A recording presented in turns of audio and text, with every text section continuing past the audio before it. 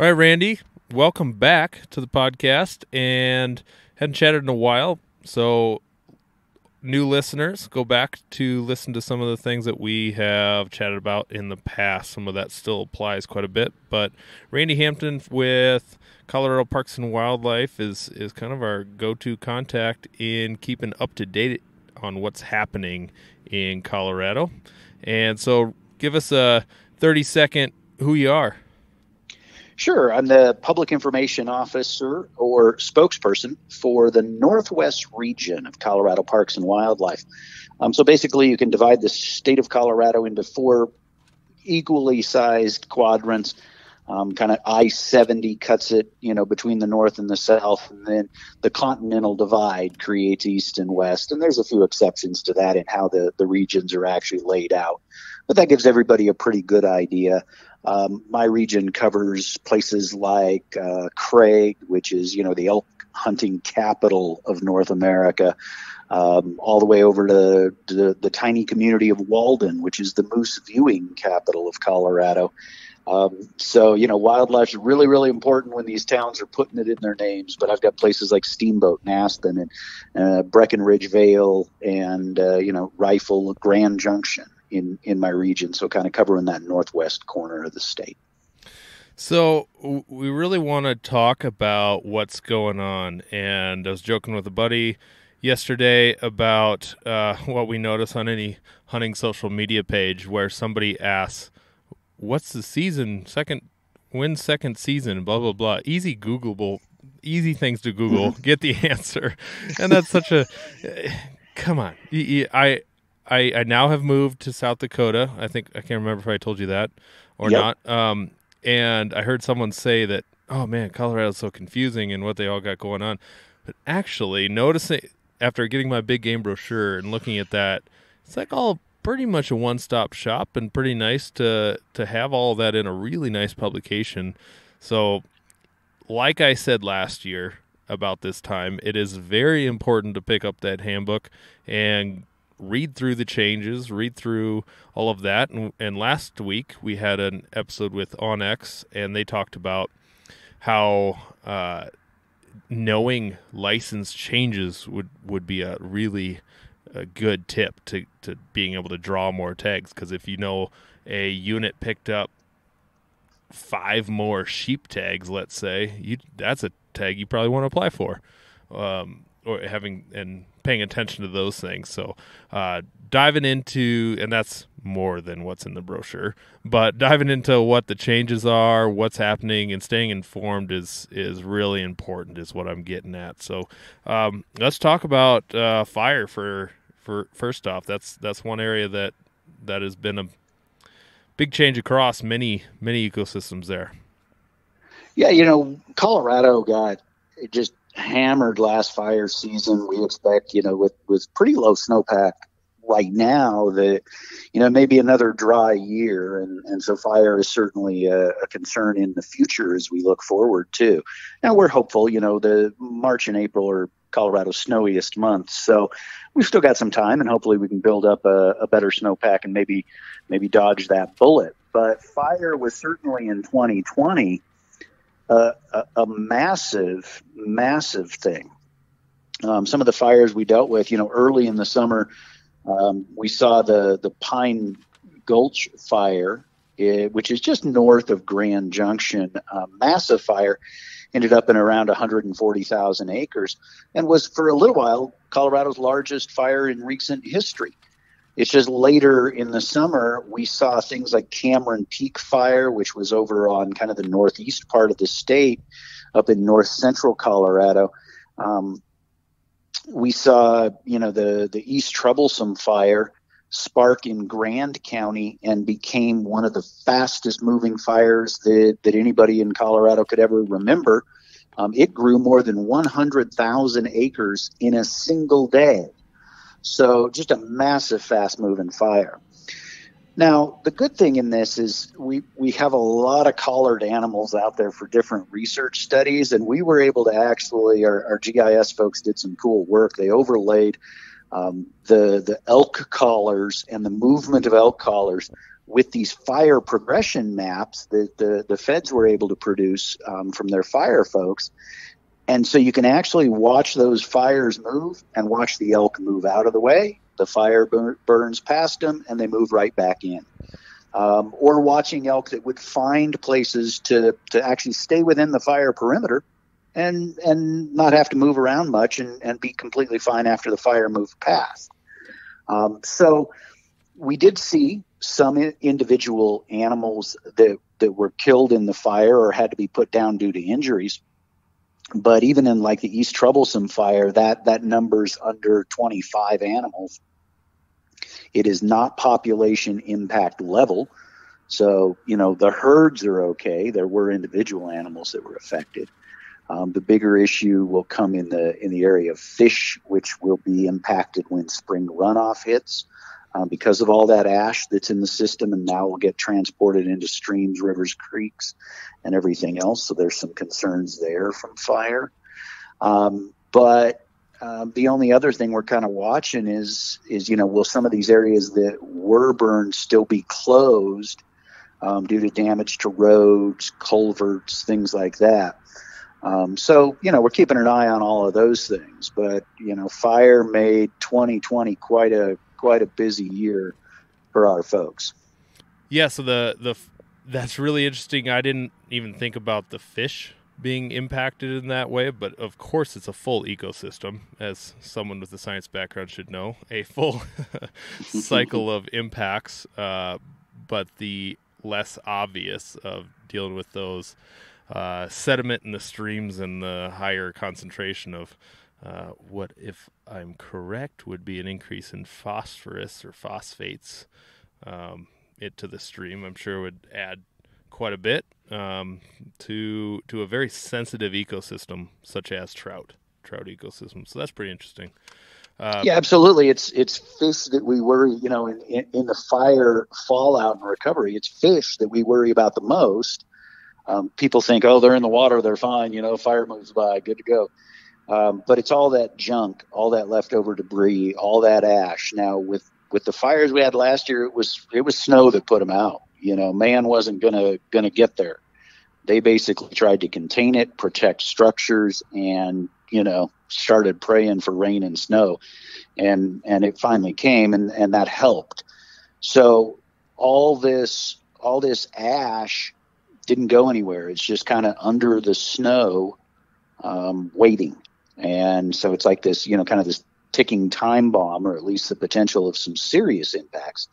When all of that runoff, all that milt starts occurring, the best hope from an aquatic standpoint for our fish, the best hope is that milt occurs slowly and allows the system to kind of clean itself, little by little, versus having a real quick warm up and all of a sudden all that ending up in the system, over the course of a couple of days.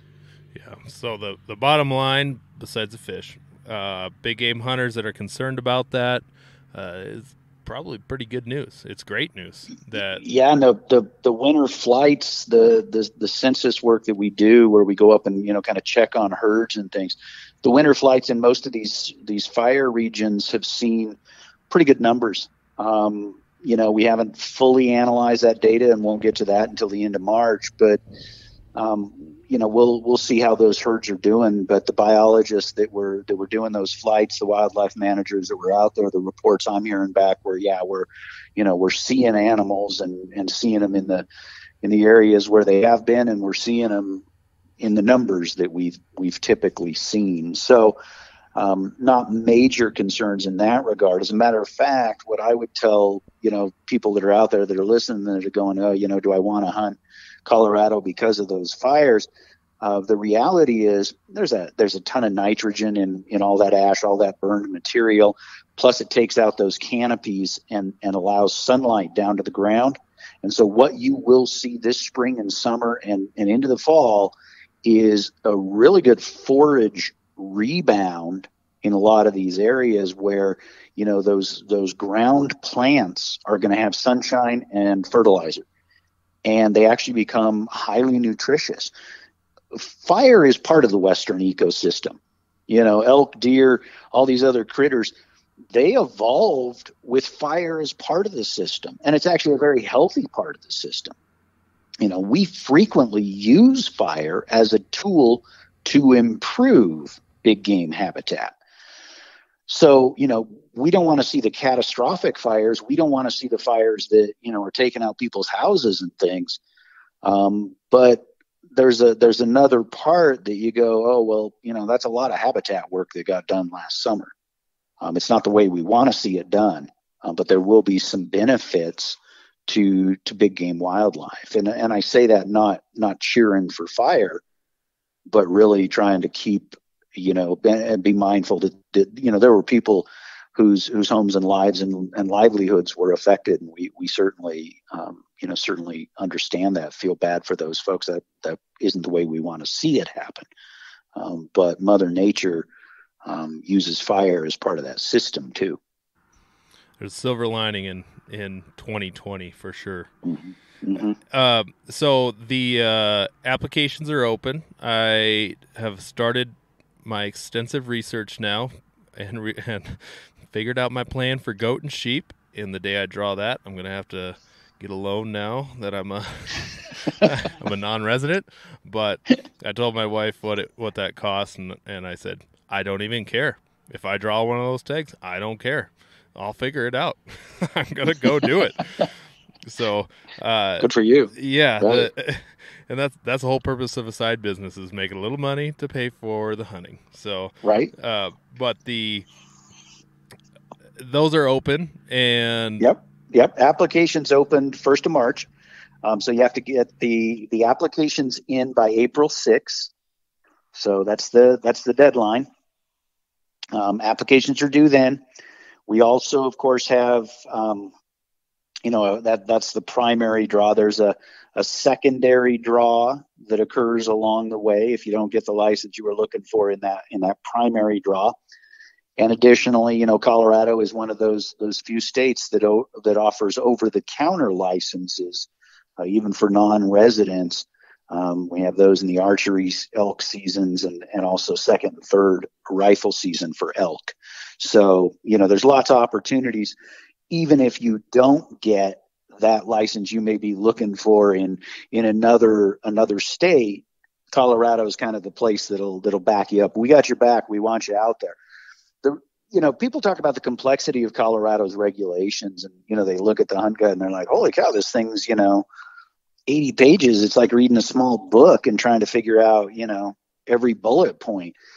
The reality of it is Colorado is a bit complex, but we got plenty of people to help you through it. And we always love doing that. There's our call center has hunt planners. These are people you can call up and go, I don't know what I'm doing, and they'll help you out, or I need to figure out a place. We've got these hunt planners that are just there to answer those kinds of questions. Yeah, it's a little bit complex, but if you think about the wildlife resource in the state of Colorado, about 420,000 deer, about 295,000 elk. Heck, in Colorado, we harvest more elk than most states have.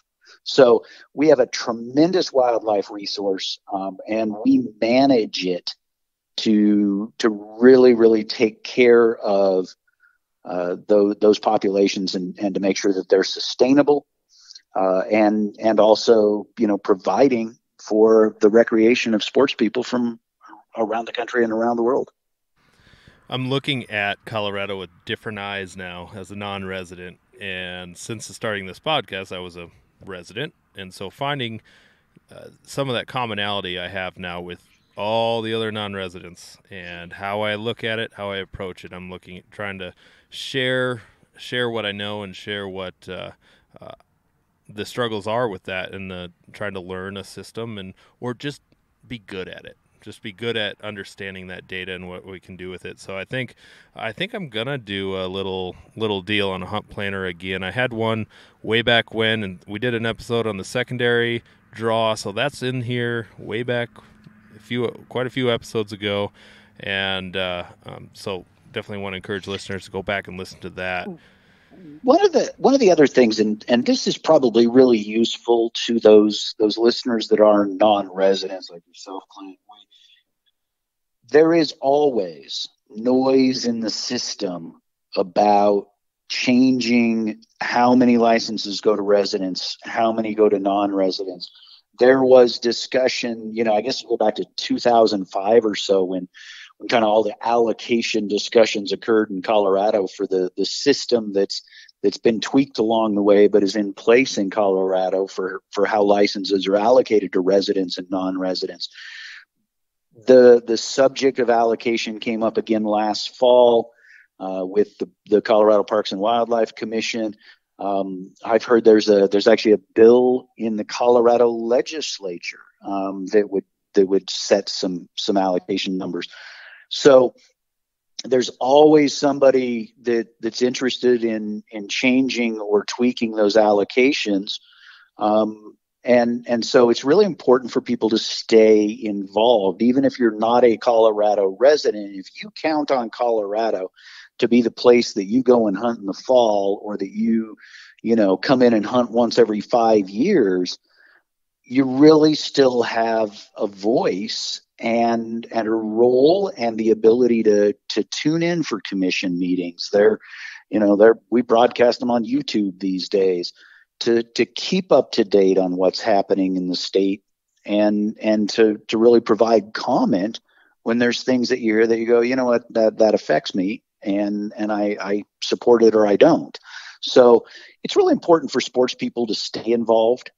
Even if it's not your home state, if it's the state you hunt in, you have a role to play too. And you get to have an opinion and be involved in the process. So it's super important for sports people right now to maintain that political involvement. So we encourage people to do that and encourage people to reach out. Yeah, I'm going to spend about $450 before I even get there on my preference points and my license, my stamp, just the whole qualifying license. Yep. Yeah, all the things that are necessary. Sure. Yep. And we'd love to find a way to make it easier.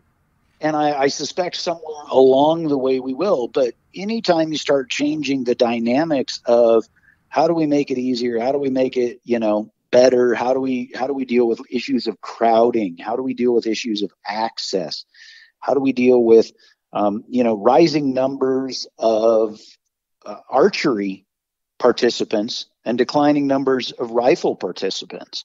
One of the things that came up during the last 5-year season structure process was, conversations about, do we need a second archery season? Should there be 2 archery seasons and maybe a one less rifle season? Now, just saying it, I hear what makes people go, what? Except that's the kind of conversation that gets had as we look at how do we begin to make this system, the most fair it can be. There's always somebody on the outs, though. When you change something, somebody gets affected negatively for all the people that get affected positively. So, this 5-year season structure thing, I'll explain it real quick and kind of how we work with these regulations. It used to just be that the regulations would change and, hunting season dates or things like that would change when they needed to change and adjust. The challenge of that is it makes it really hard for, Joe Hunter in South Carolina, who maybe is coming to Colorado and going to hunt, to know when the season dates are going to be and all of those things. And he may have to get that vacation request into his boss early. And so what we did in Colorado is we went to a 5-year season structure. And that way, all those kinds of things are set for 5 years at a time. And we're in the second year of the latest 5-year season structure. We're already getting ready to start the process of meetings and gathering information for, okay, where do we go, next 5-year season structure. But we try to keep things pretty consistent. So you won't see major changes typically outside of that 5-year season structure. Obviously, bills in the legislature and things like that can affect us. And, nobody's following 5-year season structure in the legislature. So there can be challenges. But every 5 years really is how we kind of do that. And what you'll probably see is by next year, 2022, we'll start the process of gathering information from people about, okay, what are we talking about for 2025, probably to start and moving forward from there. That's something I was surprised to hear you mention about the 5-year structures, because, we're only in the second year of the current one. So that was interesting. But it's constantly ongoing. You watch a commission meeting and somebody comes up and says, "Hey, I think you should change this or that or whatever." And it's like, well, okay, that's a great discussion to have, but it's probably part of that 5-year season structure. Yeah. So, it's constantly moving and evolving. Yeah. One of the things that changed in this 5-year season structure was kind of some of the season dates in order to allow a little more space in between the seasons. And that allowed for a couple of things. It allows the animals to have a resting period. The hope is to kind of move them back off some of those private land refuges that exist out there, get them back out into onto the public land. But it also allowed for, outfitters to have a little more time in between seasons to get clients in, get clients out. Well, one of the, that was a benefit, and everybody went, wow, I really like the extra time between the seasons and, some of that to get in there. Plus other hunters are out of their campsite and I'm able to get in, and have time before my season starts. So there were a lot of good in that. But it pushed our 4th season pretty late. And so one of the things that's happened, especially this coming year, 2021, with the dates, the way they fall, 4th season is right there in that Thanksgiving week. And so people are going to be impacted that may have difficulty traveling around Thanksgiving because of the holiday. Some people like it. Some people go, whoa, school's out. The kids are going, we're going home. And a really good benefit of really hitting that rut period time. Exactly. Yeah. So, there's these benefits, but there's also people that go, well, wait a second, that Thanksgiving week is bad. Plus, there's also, the U.S. Forest Service sets their road closures, and they'd always set those winter road closures based on when our seasons ended. And then we adjusted when the seasons ended. Now it's later. So some of those 4th season hunters may get into situations where you have Forest Service roads that are closed. Now, everybody goes, okay, that's bad. I can't get to my campsite. However, it also minimizes crowding, because if you're really one of those hunters that wants to be out there with less people, your success goes up when the roads aren't in use. Right. The studies will tell you animals will stay at least a minimum of a quarter or half mile away from a road, even if it's rarely traveled. So, when those roads close, the animals are out there more. So positives for some, negatives for others. And that's just kind of the way it works. All right, everyone. Thanks for listening to this part of our interview with Randy. I actually had some technical issues there and lost him there. So we will actually continue this on with Drea midway through this week here. So she'll actually extend it, but keep it rolling to even a little bit more. So we'll jump in with that here in the next episode in a couple of days.